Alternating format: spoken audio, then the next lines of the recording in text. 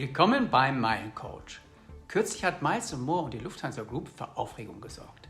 Innerhalb von wenigen Wochen wurden die internationalen Zuschläge bei Business-Class-Flügen von Deutschland, Österreich und der Schweiz in die USA drastisch um 300 € erhöht. Lagen sie zuvor schon bei stolzen 500 €, werden nun 800 € fällig. Prämientickets in der Business Class sind natürlich begehrt, da man hier ein besonders gutes Bordprodukt erhält und meist auch einen guten Gegenwert für seine Meilen. Da stellt sich nun die Frage, ob es jetzt bessere Alternativen zu Miles & More für Business Class Prämienflüge in die USA gibt. Wie viele Meilen muss man bei den Konkurrenten der Star Alliance, Oneworld und SkyTeam aufbringen? Wie viele Gebühren verlangt eigentlich Air France, KLM, British Airways, United Airlines oder Singapore Airlines? Wie hoch ist der Gegenwert von Meilen oder Avios in den anderen Programmen? Und wo steht da Miles & More und die Lufthansa Group? Und natürlich ist es auch entscheidend, wie man in all diesen Programmen Meilen sammelt und wie leicht bzw. schwer das fällt. In diesem Video gehe ich der Frage nach, welches das aktuell beste Programm für Business Class Prämienflüge in die USA ist. Ich habe dafür die ganz aktuellen Konditionen bei den wichtigsten Airlines und Meilenprogrammen am deutschen Markt ausgiebig recherchiert und für euch anschaulich zusammengefasst. Seht euch das an und seid gespannt. Ich bin selbst überrascht. Liebe Grüße und viel Spaß!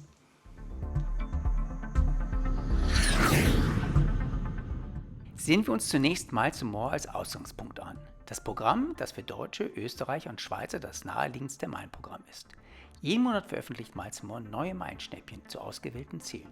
Häufiger auch in die USA, das dort die meisten Sitzplatzkapazitäten gibt. Im Juli 2024 konnte man beispielsweise stark vergünstigte Business-Tickets für 55.000 Meilen nach Detroit und zurück buchen. Allerdings fielen auf dieser Strecke 940 € an Gebühren an. Will man aber ein anderes Ziel buchen, da hat man bei Miles & More die Möglichkeit, den Business Flex oder den Business Flex Plus Tarif zu buchen. Um eine bessere Vergleichbarkeit zu anderen Programmen herzustellen, habe ich New York als USA-Ziel herausgesucht, mit Abflug von Frankfurt oder München. Lufthansa bietet ab München oder Frankfurt Non-Stop-Flüge an. Im Flex-Tarif benötigt man dann 112.000 Meilen und zahlt dann immer noch 969 €. Man kann die Gebühren aber drastisch reduzieren, wenn man 155.000 Meilen investiert. Dann werden einem nur die eigentlichen Steuern in Höhe von 132 € berechnet. Je nach Situation kann sich das lohnen. Dazu aber später mehr. Sehen wir uns als nächstes das Prämienangebot von KLM, Air France und ihrem Meilenprogramm Flying Blue an. Hier wird interessanterweise nicht mit festen Meilenwerten gearbeitet, sondern der Meilenwert der Nachfrage für einen bestimmten Flug angepasst. In der günstigsten Variante, die man aber nur selten findet, kommt man von Deutschland nach New York mit Umstieg in Paris oder Amsterdam in der Business Class für 100.000 Meilen hin und zurück. Wahrscheinlicher ist aber die Kombination für 127.500.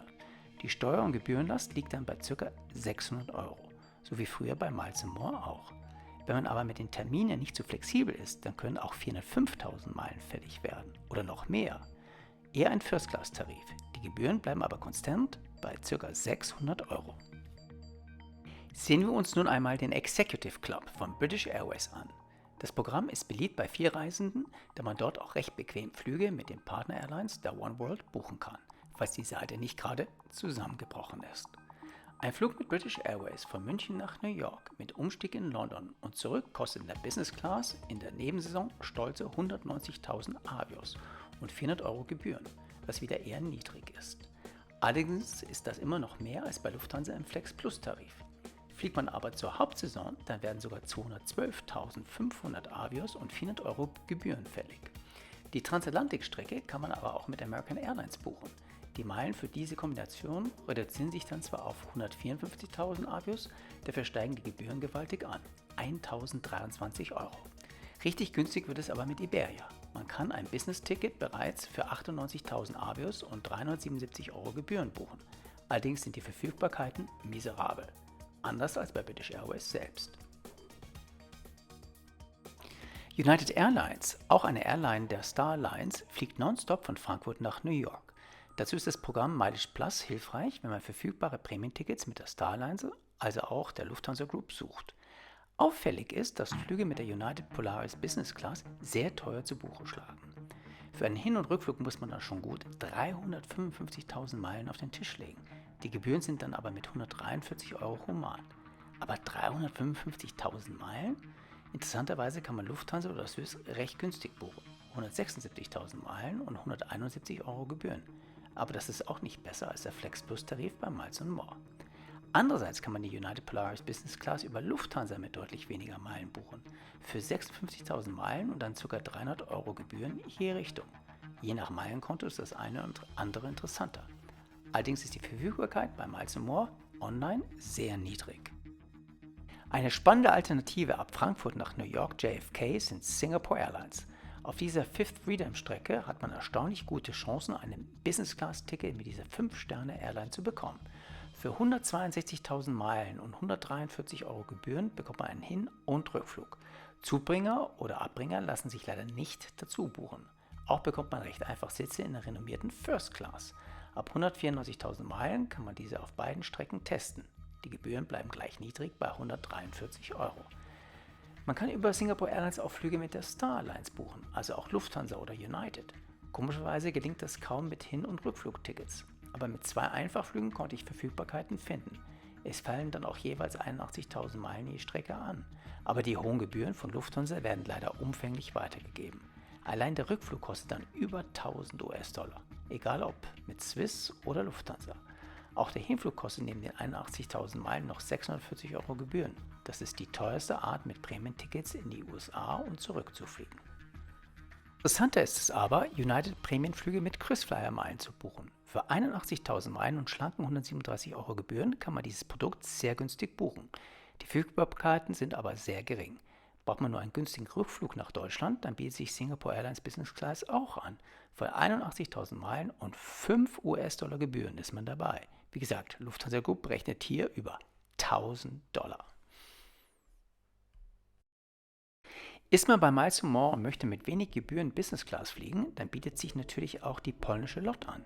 Die 3-Sterne-Airline fliegt auch mit modernen Dreamlinern, verlangt für einen Hin- und Rückflug von Warschau nach New York 112.000 Meilen und ca. 190 Euro Gebühren. Das ist super. Allerdings konnte ich online keine Verbindung ab Deutschland finden. Vielleicht geht es besser über die Hotline. Flüge nach Warschau gibt es allerdings schon ab 100 Euro in der Economy.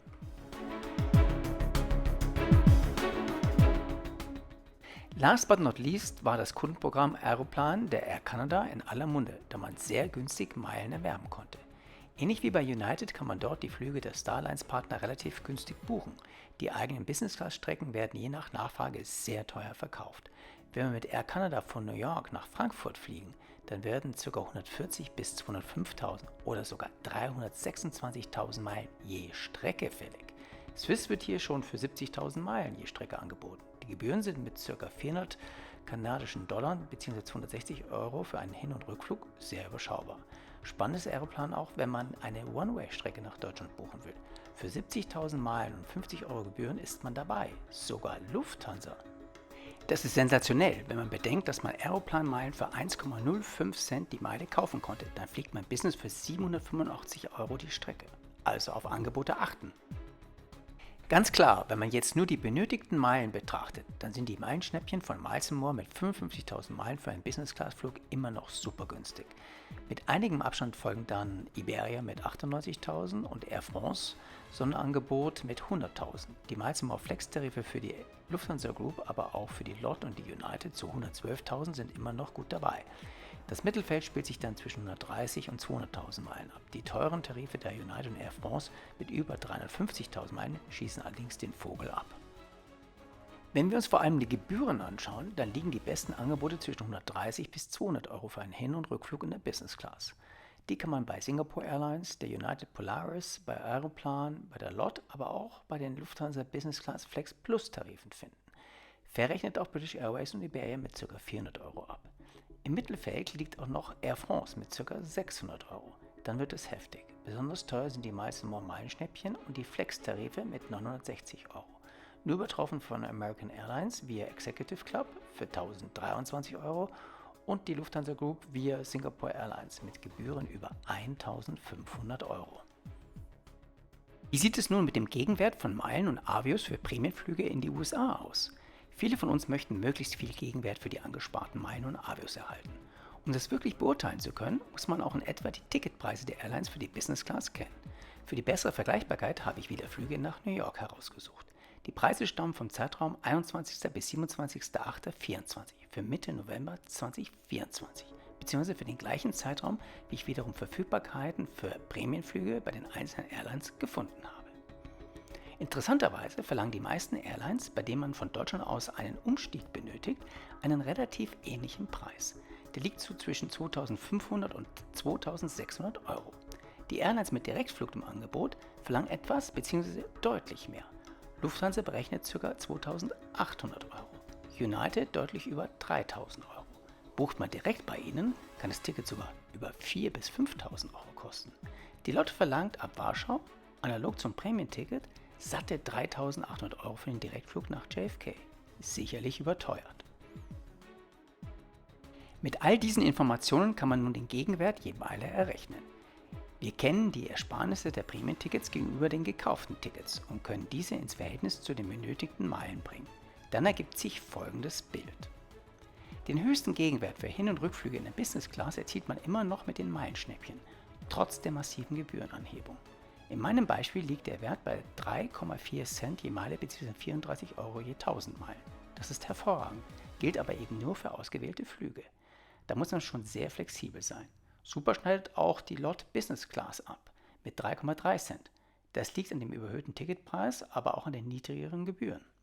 Einen sehr guten Gegenwert von über 2 Cent je Meilen bzw. 20 Euro je 1000 Meilen oder Avios bekommt man auch bei der Iberia und der United, wenn man sie über Miles and More buchen kann. Leider gilt für beide, die Verfügbarkeiten sind rar gesät.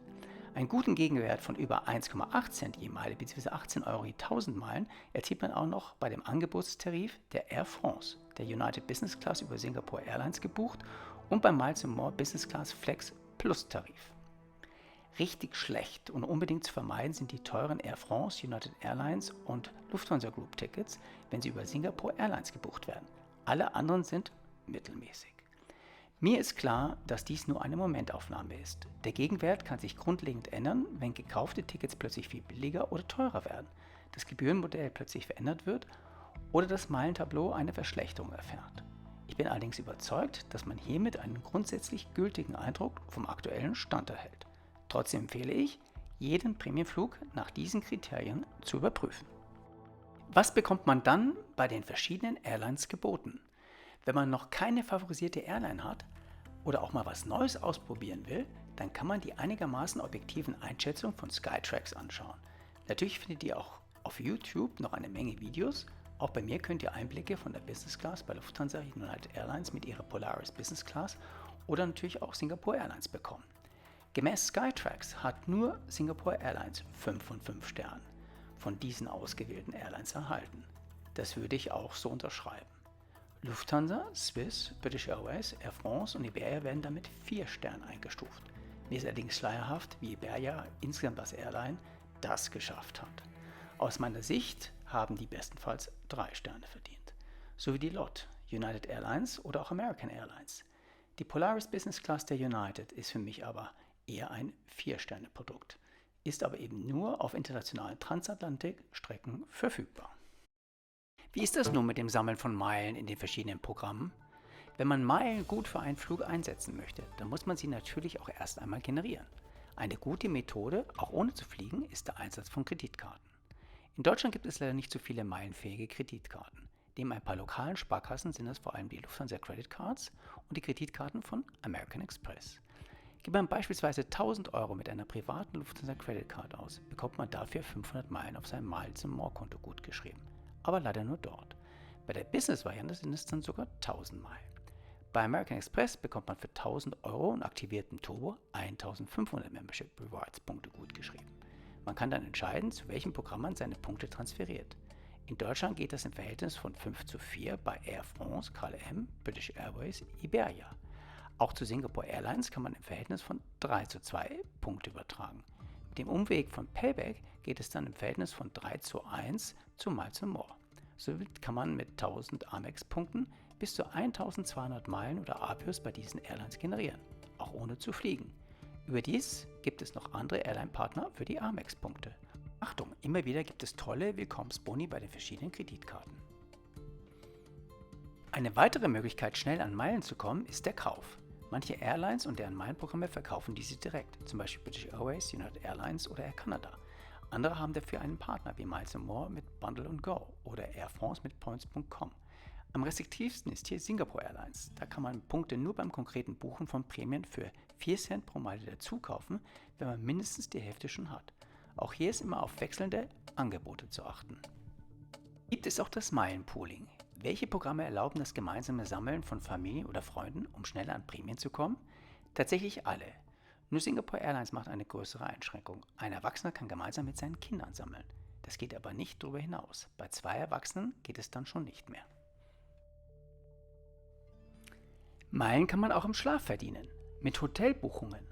Alle Programme kooperieren mit ausgewählten Hotels. Auch bei Miles & More gibt es da ein recht breites Angebot. Die internationalen Hotelketten kooperieren mit fast allen Programmen. Dazu kommen noch regionale Angebote. Mit Booking.com kann man allerdings nur bei Miles & More und Flying Blue punkten. British Airways kooperiert sogar mit Airbnb. Auch diese Möglichkeiten sollte man immer im Auge behalten. Natürlich kann man auch ordentlich Meilen sammeln, wenn man fliegt. Sehen wir uns als erstes die Star Alliance Programme an. Bei Miles & More und auch bei Mileage Plus von United sammelt man umsatzbasiert, wenn man das Ticket von der eigenen Airline ausgestellt wurde, also von der Lufthansa Group bzw. United Airlines.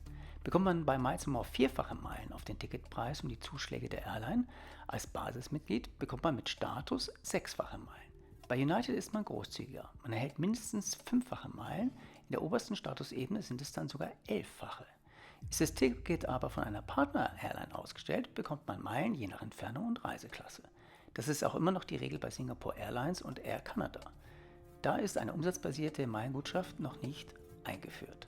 Daher kann es sich auch durchaus lohnen, seine Lufthansa-Flüge zum Beispiel bei KrisFlyer oder Aeroplan gutschreiben zu lassen. In Oneworld-Fluggesellschaften British Airways und Iberia nutzt man auch die umsatzbasierte Gutschrift von Avios, wenn das Ticket von diesen Gesellschaften ausgestellt wurde. Als Basismitglied erhält man immer 6-fache Meilen. Mit Status gibt es dann je nach Level 7- bis 9-fache Avios. Ist man mit einer Partner-Airline unterwegs, hängt es wieder von der Entfernung bzw. Reiseklasse ab, wie viele Avios man gutgeschrieben bekommt. Flying Blue von Air France KLM hat ein ähnliches umsatzbasiertes Konzept wie British Airways. Als Mitglied bekommt man mindestens 4 Meilen je ausgegebenen Euro für das Ticket und Airline-Zuschläge. Hat man sich einen Status erflogen, dann können es sogar bis zu 9 Meilen sein. Treue zahlt sich hier besonders aus, da ist Miles & More deutlich zurückhaltender. Wenn man sicher gehen möchte, dass man seine Meilen bestmöglich gut schreiben lassen möchte, dann empfehle ich die Webseite von wheretocredit.com. Hier kann man beim Calculator die geplante Strecke, Airline und Reiseklasse eingeben und bekommt dann eine Übersicht, wie viele Meilen man bei welchem Programm gut geschrieben bekommt. Ich bin letztes Jahr mit der United von Amsterdam nach Houston und weiter nach Santiago de Chile geflogen. Das Ticket konnte ich sehr günstig für 1.250 € bei Lufthansa buchen. Hätte ich den Flug bei Miles & More gut schreiben lassen, dann hätte ich ca. 6.000 Meilen bekommen. Ich habe das aber bei Singapore Airlines gemacht und dafür über 19.000 Meilen erhalten. Beim Programm von Air China wären es sogar 46.000 Meilen gewesen. Ihr seht, die Unterschiede können riesig sein. Wie kann man noch Meilen sammeln? Wenn man in Deutschland, Österreich oder der Schweiz lebt, dann hat man noch viele zusätzliche Optionen. Mit Abonnements von Zeitungen und Zeitschriften, Öffnung von Konten oder Abschlüsse von Versicherungen, Shopping oder natürlich auch mit Payback. Da gibt es immer wieder spannende Aktionen, auf die ich in meinen monatlichen Updates auch hinweise. Die anderen Programme haben ähnliche Kooperationen, die vor allem auf Mitglieder in ihren Heimatländern abzielen und für Deutsche, Österreicher und Schweizer schwieriger zu erhalten sind. Wie lautet nun mein Fazit? Wer hat nun das beste Programm für Business Class Prämienflüge in die USA, wenn man all die vorhin genannten Faktoren berücksichtigt? Ich habe versucht, meine Eindrücke in einer Übersichtstabelle je Programm zusammenzufassen. Dabei stufe ich die einzelnen Kriterien auf Basis der gezeigten Werte auf einer Skala von minus, das heißt schlecht, bis zu dreifach plus heißt hervorragend. Beginnen wir mit Miles & More für die Lufthansa Group und die LOT. Die Meilenschnäppchen stechen durch den niedrigsten Meilenwert und den höchsten Gegenwert hervor, trotz der hohen Gebühren, die abschreckend sind. Die Ziele sind sehr reduziert, die Verfügbarkeiten häufig schlecht. Im Vergleich zu den anderen Programmen schneiden auch die Business Flex und Flex Plus gar nicht so schlecht ab. Hat man viele Meilen und will nicht zu viel ausgeben, rate ich zum Flex Plus. Sonst doch lieber den Flex-Tarif, auch wenn er sehr teuer ist. Die Verfügbarkeiten in die USA sind sehr gut. Zudem kann man in Deutschland, Österreich und in der Schweiz recht einfach viele Meilen generieren. Auch kann man seine Meilen für Flüge mit der LOT nutzen. Auch wenn das Produkt etwas abfällt und es wenig Verfügbarkeiten findet, ist der Gegenwert dank niedriger Gebühren sehr gut. Bei den anderen Star Alliance-Programmen fällt auf, dass sie alle auf der Gebührenseite attraktiv sind, teilweise aber enorme Meilenwerte aufrufen, die dann wiederum den Gegenwert einer Meile sinken lassen. Aeroplan ist interessant, da man günstig Meilen erwerben kann und diese kostengünstig in Prämien mit der Lufthansa-Gruppe umwandeln kann. KrisFlyer von Singapore Airlines hat das beste Produkt. Mit Amex kann man da recht einfach Meilen kreieren und die Gebühren sind wirklich attraktiv. Mileage Plus ist nur für Vielflieger der United wirklich interessant. Der Executive Club von British Airways bietet eine sehr gute Verfügbarkeit an Prämienflüge in die USA, mit Ausnahme von Iberia-Flügen, die zwar einen sehr guten Gegenwert bieten, aber kaum buchbar sind. Die Gebühren sind fair berechnet, allerdings verlangt BA sehr hohe Meilenwerte. Zudem ist die Webseite von BA in der letzten Zeit sehr instabil, was das Buchen extrem mühsam macht. Flüge mit American Airlines über BA zu buchen, macht wenig Sinn. Flying Blue von Air France KLM bietet zahlreiche Prämientickets in der Business Class von Deutschland in die USA. Allerdings werden teilweise horrende Meilenwerte verlangt, erwischt man aber ein Angebot zu 100.000 Meilen, ist das schon attraktiv. Die Gebühren sind deutlich höher als bei der Konkurrenz von Oneworld oder Star Alliance mit Ausnahme der Meilenschnäppchen oder der Flex-Tarife für die Lufthansa Group von Miles & More. Über die Amex und mit Hotelübernachtung lassen sich recht leicht ausreichend Meilen generieren. Ich persönlich schätze Miles & More immer noch als interessantes Programm für Business-Class-Flüge in die USA. Je nach Situation wähle ich Meilenschnäppchen oder die Flex Plus Tarife. Auch KrisFlyer von Singapore Airlines ist bei mir favorisiert, da ich das Produkt, die guten Verfügbarkeiten und die geringen Gebühren schätze. Dank Amex bleibe ich sehr flexibel und kann Punkte auch in andere Programme transferieren, für deren Produkte, Flüge ich mich interessiere. Schreibt mir doch in die Kommentare, welches Programm ihr für Prämienflüge in die USA bevorzugt. Falls ihr in der Zukunft in die USA in der Business Class reisen wollt und euch noch nicht ganz sicher seid, was für euch individuell das richtige Programm ist und wie ihr das anstellen sollt, dann lasst euch einfach von mir für ein faires Honorar coachen. Ich hoffe, dass ich euch einen guten Überblick zu den aktuell besten Meilenprogrammen in die USA geben konnte. Vielen Dank für euren Thumbs Up und euer Abo, falls ich das noch nicht von euch bekommen haben sollte. Viele spannende Videos folgen noch, so bleibt ihr immer up to date. Meine letzten Videos könnt ihr gleich hier anschauen. Herzliche Grüße vom Meilencoach.